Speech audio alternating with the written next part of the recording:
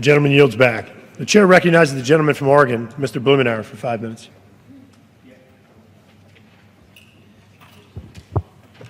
Thank you, Mr. Speaker. This week marks the latest chapter in the drama of Republican control of Congress. This is their first opportunity, with complete control of both chambers, to bring into focus what they would do governing. And the results aren't pretty. We're discussing this week a budget that's been labeled by press accounts that actually give them the benefit of the doubt as being phony or a disaster. It's been condemned by many conservative commentators as a sham. The purported $5.5 trillion in budget savings over the next 10 years provides no good explanation about how it can actually be achieved. There's $1 trillion of unspecified reductions, other mandatory programs. They would abolish the Affordable Care Act, but somehow keep all of the revenues that finance it. There are a few areas of clarity which are hardly comforting. They ratchet down support for our low-income college students through Pell Grants, hardly a step forward, and will be widely condemned the more people clearly understand it.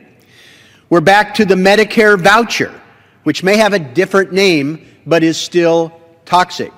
A measure of their understanding of its unpopularity is their refusal to put it into effect for seniors now.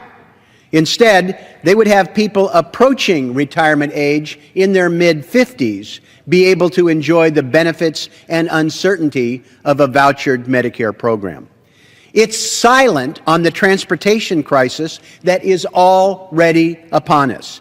The latest transportation extension expires May 31st. Resources are not going to be available to get us through this fiscal year, let alone the next fiscal year that they would budget for. And if the budget that they've foreseed would somehow be enacted as written, the next fiscal year would see massive cuts for every single state across the country for transportation. It continues to chip away at the ability of the federal government to hire and maintain the skilled workforce Americans depend upon. One of the most bizarre examples is their continued attack on the ability of the IRS, the Internal Revenue Service, to perform the functions necessary to finance our government. What business cripples its accounts receivable department? And the proof of this approach is available to any American who tries to call the IRS to get information. It's almost impossible to get through now, let alone with the budget cuts that are anticipated.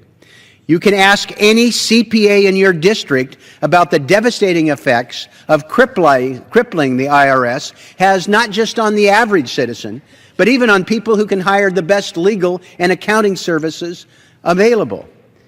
While the IRS may be an attractive target for their assault on government, the attack is not limited to Internal Revenue or the EPA. This budget will have crippling effects on the American way of life all across the country. This budgetary approach is already baked in, produces fewer people to be able to deal with the services for the exploding number of retired people seeking help from the Social Security Administration. It shortchanges the maintenance of our national parks. It underfunds medical research that can make a huge difference for American families.